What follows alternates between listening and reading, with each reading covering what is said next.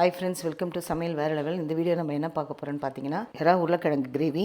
அதுக்கு செய்ய தேவையான பொருட்கள் 200 கிராம் எறா வாங்கி க்ளீன் பண்ணி எடுத்து வச்சுருக்கேன். ஒரு பெரிய உருளைக்கிழங்கு கட் பண்ணி வச்சுருக்கேன். ஒரு பெரிய தக்காளி கட் பண்ணி வச்சுருக்கேன்.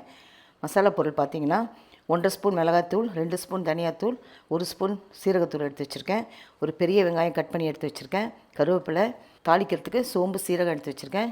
இஞ்சி பூண்டு விழுது 1 டேபிள் ஸ்பூன் எடுத்து வச்சுருக்கேன். இப்போ எப்படி செய்யலாம் பார்க்கலாம் வாங்க. அடுப்பத்தை வச்சு கடாய் வச்சு எண்ணெய் ஊற்றிடலாம்.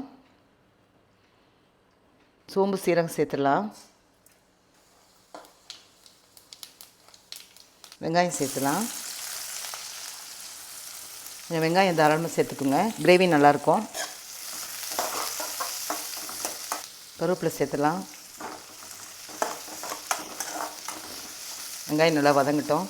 வெங்காயம் வதங்கிடுச்சு, தக்காளி சேர்த்துடலாம்.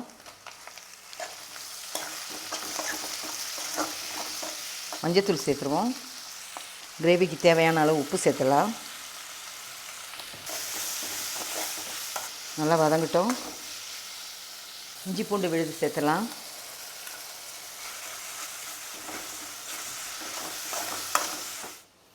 மசாலா பொடியெலாம் சேர்த்துடலாம். மிளகாத்தூள், தனியாத்தூள், சீரகத்தூள்.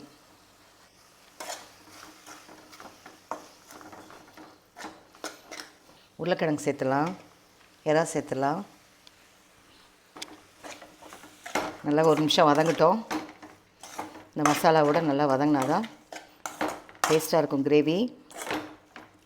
எறாவும் உருளைக்கிழங்கு வேக கொஞ்சம் தண்ணி சேர்த்துடலாம்.